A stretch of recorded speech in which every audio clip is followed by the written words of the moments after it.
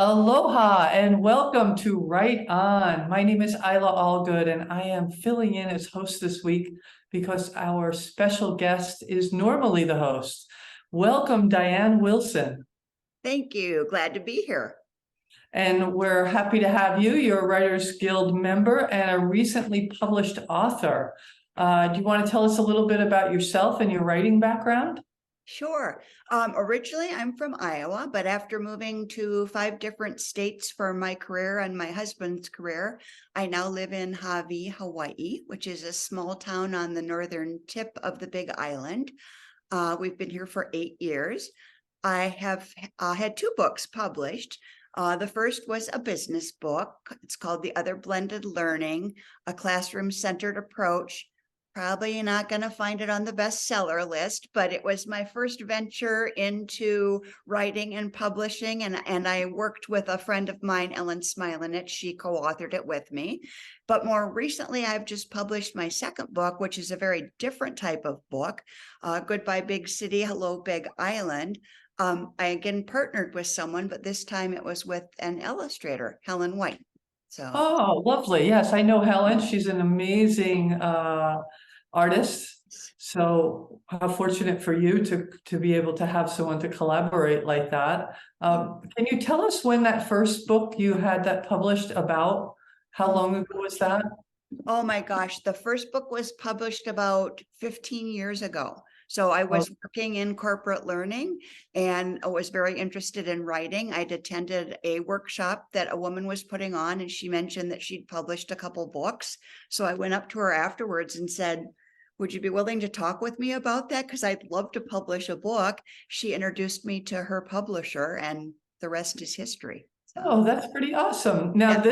this is a totally different type of book. That was an educational book, and this isn't your experience of life, kind of, right? But in your own way of telling stories. Yes, absolutely. So my story is that basically without any forethought or planning, I left corporate America. I was living and working in San Diego and ended up moving to a nut farm on the Big Island.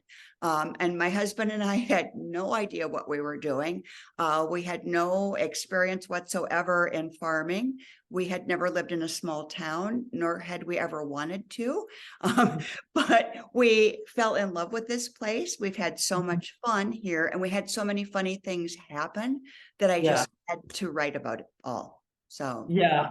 Well, and I just want to speak to the fact that I was there while you were cultivating this book and sharing stories during some of the writers groups.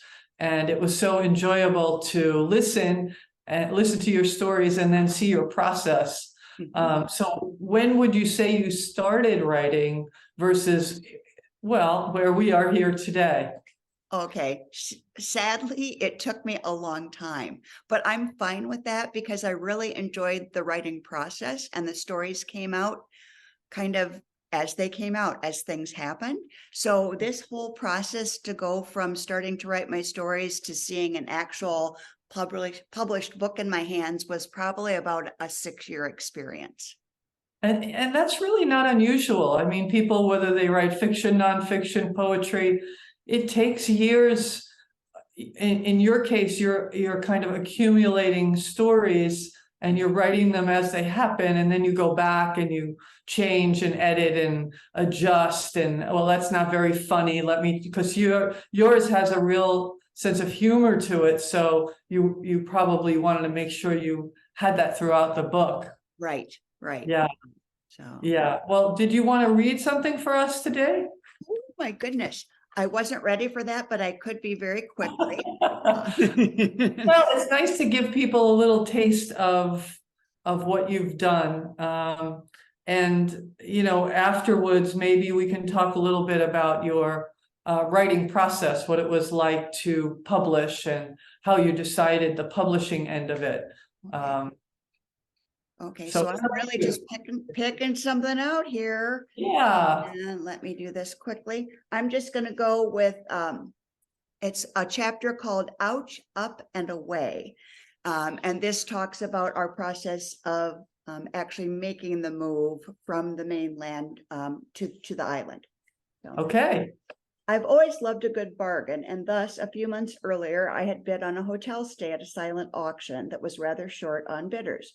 As I hoped, I won the bid and for a very reasonable price. This allowed us to spend our last couple of nights on the mainland in a hotel room instead of sleeping on the floor, which was dusty, in our now empty house.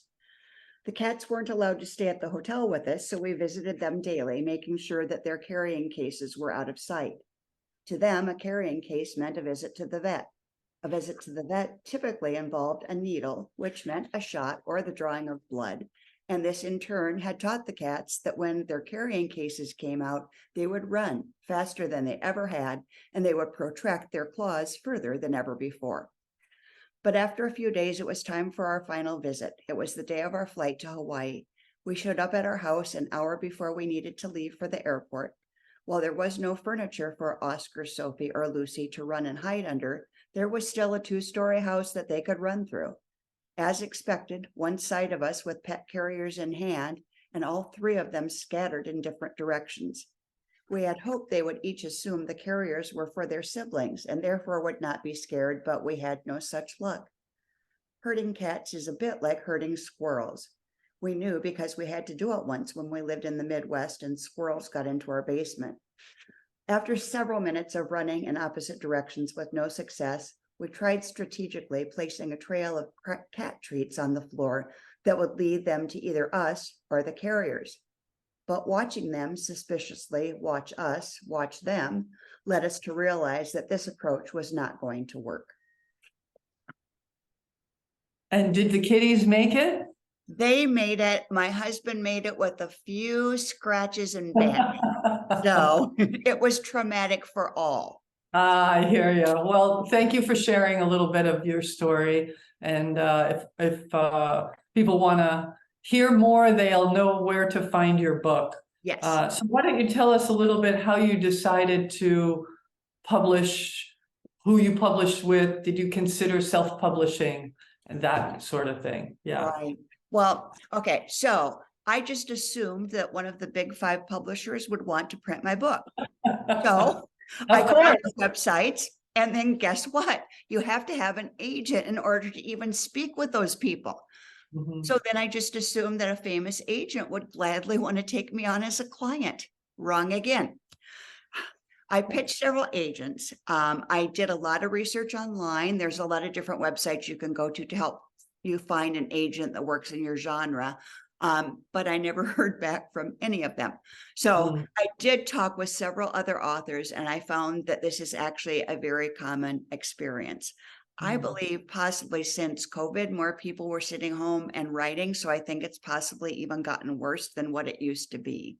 So, but I do know and love our Big Island independent bookstore is called Kona Stories. It's down in Keauhou. I saw on their website that they're working with a local publisher. So I contacted him, and that's who I ended up contracting with. It's Stone Compass Press. Zach Royer is his name. I really liked his approach. I like that he's small, yet he has experience in doing this. He's less expensive than some of the big names are, and has different levels of work that he'll do for you. I mean, if you just want a cover design, he would just do that. Or I signed up for the full, help me with the cover design and with editing and layout and the whole shebang. So we probably worked together, I would think. The process itself didn't take that long. It was me that took long because I had to keep going back and rereading and making sure it was just as I wanted it. But I would say it was about a 4-month process from me contracting with him to me seeing the book in print. So. Well, that's not very long. That's actually pretty good. I've done self-publishing, and it's probably taken me that long to do all the work by myself. So, and you know, we were talking the other night about this, the self-publishing, if you're interested and you're excited about learning how to do that, it's a wonderful experience. However, if that is overwhelming or exhausting or just isn't your thing, what you're talking about is so much better, because you'll get it done, where the other way it might sit for months and months and months and months. Right. I have, Yeah. yeah, I have another friend who has self-published, and he was really encouraging me. And we even set up a Zoom call, and he shared his screen and showed me how to go to Amazon and how to log in and how to do the work. And I glazed over. That is not my area of expertise. And I knew that I would get frustrated and that I might get stuck. And so to have somebody else do that aspect of it for me was really great for me. So. Mm. That's wonderful. I know Zach because I sell his books at my store, and you know, he really puts out a nice product. So good for you for finding him and his company, and finding a way to do it that works for you. And that's the point of the show, right? Is to help people look at what's going to work for them in their writing experience. Right. So. Yeah. Yeah. Well, is there anything else you'd like to share about your process or about the book itself? A couple things about the process. For me, things that really helped, first of all, is I was in a writing group. So I was able to take what I'd written to the group and share it. I got annoyingly good feedback from the group. It's amazing things that you think are very clear. And then when somebody else reads them and they read it back to you, you can recognize how it wasn't clear at all. And it needs to be fixed a little bit. So, and then the other thing I did is towards the end of the process, I ended up getting a writing buddy. And she and I both happened to be at a point where we were just finishing up our manuscripts and just wanting to get to a public place of publication. And so each week we would meet, and we just did it over the phone. And we would each tell the other person what our goal was for the week. And maybe it was, review 3 chapters. But I know my style, and I know if someone's holding me accountable, I will do what I say I'm going to do. So to each week have to call her and know she's going to ask, did you finish the chapters you said you were going to finish? Right. Really helped keep me on track. So. Right. And how did you find her? Like, was she in your writers group? Or Actually, through the guild? Through the Hawaii Writers Guild. Yeah.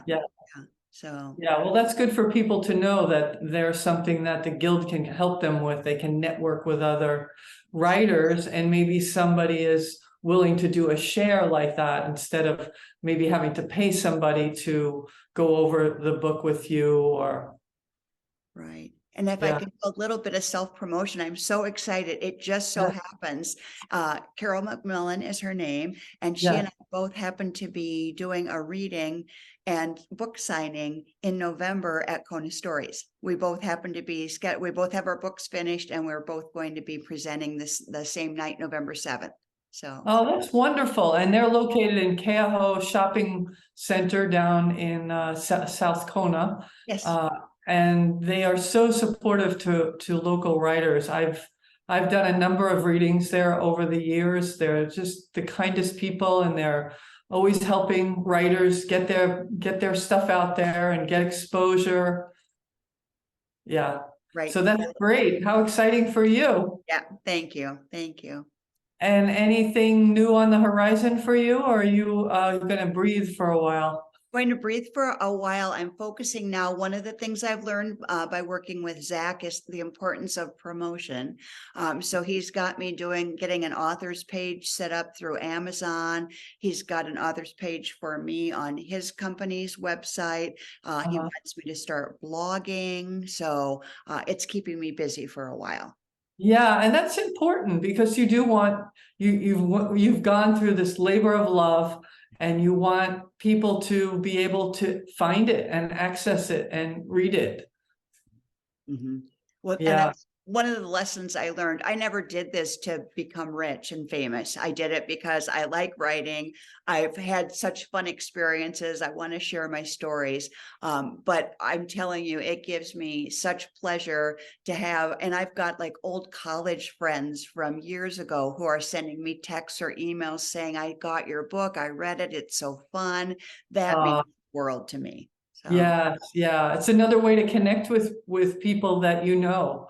Yes. in a meaningful way. They get to know you. I know I've had that experience too with my books. It's like, oh, I didn't know you wrote like that. I didn't know you had those experiences. So it's a wonderful thing to share with people in your life as Right. well as new people. Yeah. Anything else you want to share with the public here? Well, I just would encourage people who have thought about going through this experience to do it. It's not easy, but I found that it's so worth it. And the other, I guess, piece of advice I would share is to use your own strengths to help make it happen. I've attended a lot of workshops and conferences on writing, and all these famous authors are saying, write every day and set aside 4 hours every day. I tried that. It didn't work for me. Right. I found out I'm a prolific writer when I'm on an airplane, so take your strengths, take what works for you, and make that work to your benefit. Wonderful words of advice. Thank you so much, Diann, for sharing your experience with us. And if you want more information about Diann or her book, please go to the HawaiiWritersGuild.com website and write on.